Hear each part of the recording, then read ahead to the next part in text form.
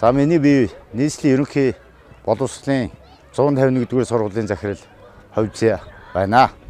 За өнөөдөр та бүхэндээ тус сургууль дээр хэрэгжсэн тэрбум мод сангаас санхүүжүүлсэн Монгол фермер эмэгтэйчүүдийн холбооноос хийж гүйцэтгэсэн цэцэрлэгжүүлэлт ногоон байгууламжийн ажлыг бол танилцуулж байгаадаа их таатай байна.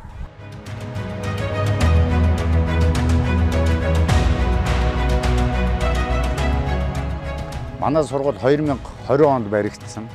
Уг үндсэн барилга маань бол одоо их намгархуу, их ус ихтэй ийм газар баригдсан учраас үндсэн барилгаа барихын тулд орчны одоо талбайн дээр намгархаг хөрсийг одоо хуулж сольж их хэмжээний хайрга дайргаар одоо ийм дүүргэсэн ийм талбайтай ийм орчинтой одоо ийм сургууль байсан.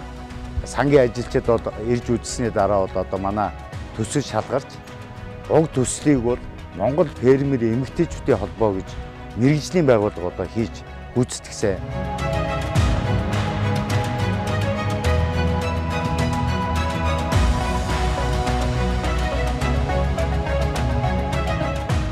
Нийтдээ одоо манай сургуульд 8 төрлийн 700 гаруй төрлийн мод ботыг одоо суулгаад байна. Одоо гацуур мод, монос мод, бөөлөс, гүүлэс, хайлаас, за агч мод гэх мэтлэн ийм олон төрлийн модуудыг суулгадаа 280 м2 талбайд зүлэгжүүлэлтийн ажлыг бол энэ мэргэжлийн байгууллага хийж гүйцэтгэлээ.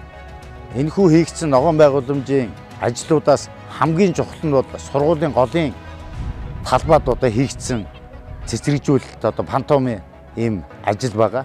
Их хэмжээний хаягдал одоо гаргаж тэрнийхээ оронд одоо сайжруулсан бордоотой хөрсүүд хийж нийтдээ дээш нь 60 см-ийн өндөртэй өндөр овоолго босгож хэлбэржүүлсэн байдлаар цэцэрлэгжүүлэлтийн ажил хийж гүйцэтгэж одоо сайхан ийм ногоон өв сургасан ийм талбайтай болсон байна.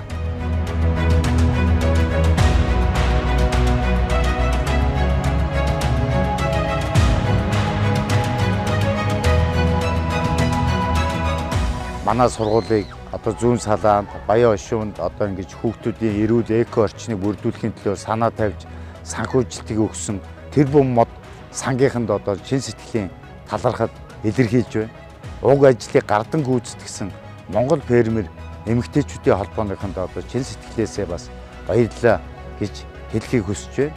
Тэгээ одоо энэ хийж гүйцэтгсэн ажлын маань бол одоо тус сургуулийн эко клубын сурагчид бол хайрлан хамгаалж өсгөж одоо ингэж ургуулж ингэж явах учиртай байгаамаа.